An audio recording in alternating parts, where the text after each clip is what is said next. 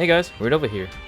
It has been about a week now since Aegis was released, and I figured now would be a good time to share my guide with you guys so that you know what to do and avoid some mistakes. Some that you'll hate and some that you'll like. Starting off, when you start the urgent quest, there is a bit of mobbing. I think there are like 7 or 8 waves of those Darlet shooters as you move towards Dark Falz.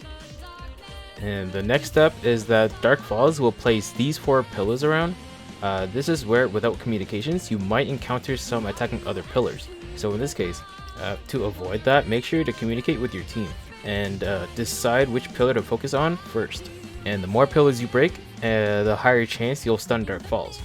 My go-to is to either start on the far right side, facing towards Dark Falz, and work towards the left, or do the opposite, far left and works towards the right, depending on what your team wants to do. Once he retracts those pillars, he will do an attack flying down from above, a big light blue beam attack. You can counter this by doing whatever is necessary, either weapon actioning, sidestepping, or interact to activate the cannon. It does have an iframe for the animation to go through. So once you've activated the cannon, you want to use the cannon and attack the barricades or whatever those things are called on Dark Falz. You have 3 options with the cannon: firing multiple missiles at Dark Falz, a super high jump PA to get on the same height level as Dark Falz, making it easier to spam those missiles to attack multiple targets, and your 3 key on your sub palette, which is your laser. You can use that to attack multiple targets as well if you like, but it's best to save that for when Dark Falz's weakness point is exposed. If you want to use the laser on the multiple turret things, it's best to position yourself on either side so that way your laser will hit multiple targets within your line of sight. The laser will snap to each one whenever one breaks. You'll probably notice the laser pre-fire thing on the floor. You can use those to counter-attack with the cannon. The cannon sidestep mechanic is way too OP, and every time you counter, you'll automatically fire up missiles homing on targets. Once you do enough damage towards Dark Falz, he will throw down his pillars again, giving you another chance to hopefully break the parts you're focusing on. So if you're still on the cannon, you can use the laser to deal massive damage to the pillars and work towards the next till it breaks, and then it's basically the same cycle. Once his HP is about to hit the halfway point, there will be an intermission where Crawford will fire the central cannon at Dark Falz, causing his shields to break apart. After that, his weak point will be exposed and you can freely deal damage here. Once he recovers, he will switch sides. Your next step is to hide one of the armor pieces that Aegis dropped, as he will do a massive attack that will probably one-shot you, and he will do this twice. After the first shot, some pieces will lift and you'll have to find another piece to hide behind. And then after this step, you'll receive the buff from either Aina and Manon, Nadra, Ilma, or Glenn. Aina and Manon giving bonus movement speed and attack damage, Nadra giving a debuff to weaken enemy defense and stop those Darlets from moving around, Ilma's triggers and attack after your attacks, and Glenn gives PP recovery, which is probably the worst buff out of the 4. Now, after mob killing, his pillars will drop again, but here's the catch: his pillars are fixated on locations. So the pillars will be on the same locations as before. So if you attack the right pillars first, for example, it will stay on the right side on the second phase. So you can still work towards the left, or vice versa. Most of the fight in this phase is the same as before. The only change is that he will fire a massive laser like he did at the start of the run when you were clearing mobs. Of course, you can counter it. If you haven't noticed already, you can spam the counters whenever you're using the cannon. So you can do something like this.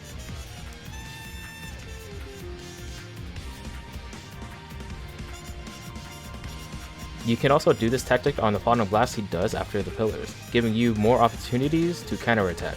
And I think after you break all 4 pillars, I think you'll get more points and more reusability on the cannon. Alright, so when you're done with that phase, you'll be captured by Dark Falz, fighting him somewhere in the sky. There are a lot of new attacks in this phase, but I'm not going to go through every attack since he has like too many, so I'll just go over the main ones. One of them being that he'll fly towards the right. There will be an orb that will spawn and it is basically a DPS check.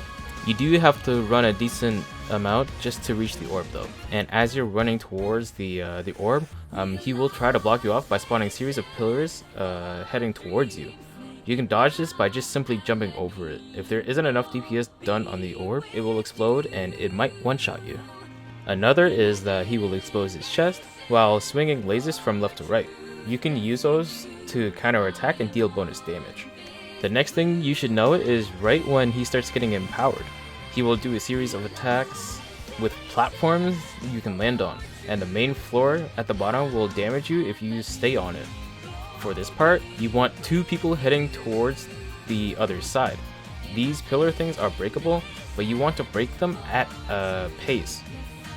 When you break these, it will drop those little throwable things, and you want to throw them at Dark Falz, since it actually does a decent chunk of damage.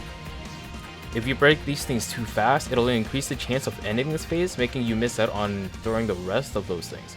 And each platform has 3 throwable items, and the one at the very back has like 6 or 7. So break one at a time, throw all of them at Dark Falz, and then move on to another platform, break it, and then throw it at Dark Falz, and then rinse and repeat until you meet with the others at the middle point on the other side.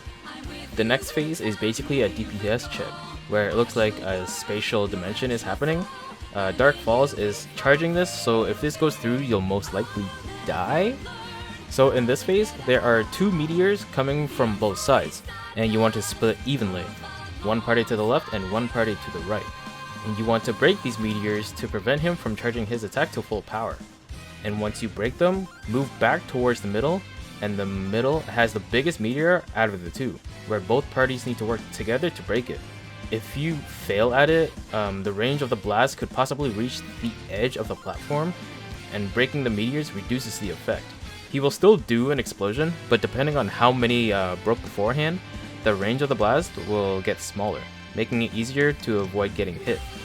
But you do still need to be careful though, because after the explosion there will be meteors flying out to kill you.